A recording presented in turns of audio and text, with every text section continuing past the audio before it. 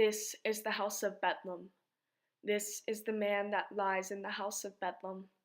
This is the time of the tragic man that lies in the house of Bedlam. This is a wristwatch telling the time of the talkative man that lies in the house of Bedlam. This is a sailor wearing the watch that tells the time of the honored man that lies in the house of Bedlam. This is the roadstead, all of board, reached by the sailor wearing the watch that tells the time of the old brave man that lies in the house of Bedlam. These are the years and the walls of the ward, the winds and clouds of the sea of board, sailed by the sailor wearing the watch that tells the time of the cranky man that lies in the house of Bedlam. This is a Jew in a newspaper hat that dances weeping down the ward, over the creaking sea of board, beyond the sailor, winding his watch that tells the time of the cruel man that lies in the house of Bedlam. This is a world of books gone flat. This is a Jew in a newspaper hat that dances weeping down the ward, over the creaking sea of board, of the batty sailor that winds his watch that tells the time of the busy man that lies in the house of Bedlam. This is a boy that pats the floor to see if the world is flat, for the widowed Jew in the newspaper hat that dances weeping down the ward, waltzing the length of a weaving board by the silent sailor that hears his watch that ticks the time of the tedious man that lies in the house of Bedlam. These are the years and the walls and the door that shut on a boy that pats the floor to feel if the world is there and flat. This is a Jew in a newspaper hat that dances joyfully down the ward, into the parting seas of board, past the staring sailor that shakes his watch that tells the time of the poet, the man that lies in the house of Bedlam. This is a soldier home from the war. These are the years and the walls and the door that shut on a boy that pats the floor to see if the world is round or flat. This is a Jew in a newspaper hat that dances carefully down the ward, walking the plank of a coffin board with the crazy sailor that shows his watch that tells the time of the wretched man that lies in the house of Bedlam. In the first few stanzas of the poem, Bishop establishes the setting quite clearly. A man resides in the house of Bedlam, which is St. Elizabeth's insane asylum. In each additional stanza, Bishop adds one additional descriptive line about the scene of the asylum.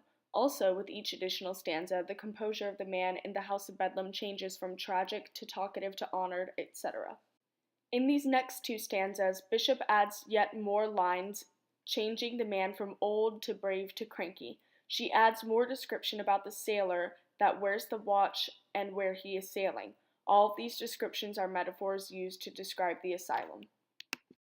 These next two stanzas begin to show the image of a Jew wearing a newspaper hat, which is an allusion to some of Bishop's other writings. She further describes the sailor and the man in the house of Bedlam, who is now cruel and busy. These next two stanzas add the description of a boy who pats the floor as if to question the existence of the earth itself.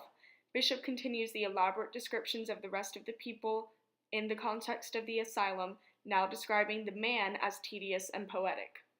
The last and longest stanza of the poem ties it together with a final description of a soldier home from the war. Bishop concludes the poem by finally deciding that the man in the house of Bedlam is a wretched man. Paraphrase. Bishop describes a certain number of people and situations in a British mental hospital multiple times, with another circumstance added with each stanza. Bishop describes each through the eyes of reality, or as they progress through time. Antecedent scenarios. The style of the poem is based on the British nursery rhyme, "This is the house that Jalk built." The inspiration of this poem is the confinement of the poet Ezra Pound, an important literary figure of the time, but was deemed clinically insane and transferred to St. Elizabeth's Hospital. A division into structural parts. There are 12 distinct stanzas. As the poem progresses, each stanza becomes longer, less simple, and more detailed. The first stanza is only one line, while the second stanza is 2 lines, the third stanza is 3 lines, and so on and so forth. Climax. The climax occurs during the 9th and 10th stanzas, specifically as the connotation of adjectives describing the nouns Jew, sailor, etc. progress from neutral description to descriptions that involve insanity or obsessive-compulsive tendencies. The, quote, widowed Jew goes weeping and dancing to joyfully dancing into the parting seas of the board, indicating the Jew has slowly gone insane, or Bishop is finally accurately portraying the mental state, possibly both. Other parts. The point of view of the poem remains the same, but there is more information given to the reader as the poem progresses. Skeleton. The poem is on a constant upward slope as it starts off low and nondescriptive but ends descriptive and revealing. Games played. Repetition is the main game played in this poem. This poem itself contains a very small mixture of words in comparison to its length because each stanza copies the previous save for a few words and an extra line. Language and tone. The narrator maintains a neutral tone throughout the poem, relying mainly on adjectives to describe the people and the objects in the mental hospital. The adjectives become more pointed and there are fewer and fewer appositive phrases as the poem enters its back half.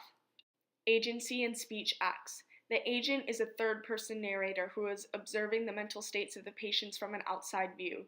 Therefore, the reader receives an increasingly detailed description of how the patients act. Roads not taken. There's a clear progression throughout the poem, making it Bishop's own path of interpretation of an event. Each stanza builds on the previous, so while not each stanza is essential to the central message, each does provide increasingly elevated context. There is also a clear order to each stanza and a deliberate reason why each stanza is put in the current position, as each can signify a passage of certain amount of time, such as a year. Genre, form, and rhythm. The nursery that serves as a basis for this poem lends itself to rhythm. This is Bishop's interpretation of the life and situation of the detaining of Ezra Pound. Imagination, or reality. Ezra Pound continued to write poems in confinement. He was released from St. Elizabeth's in 1958 after 12 years of poets like Bishop paying him visits. He died in 1972 in Venice. Elizabeth Bishop continued to write until her death in 1979.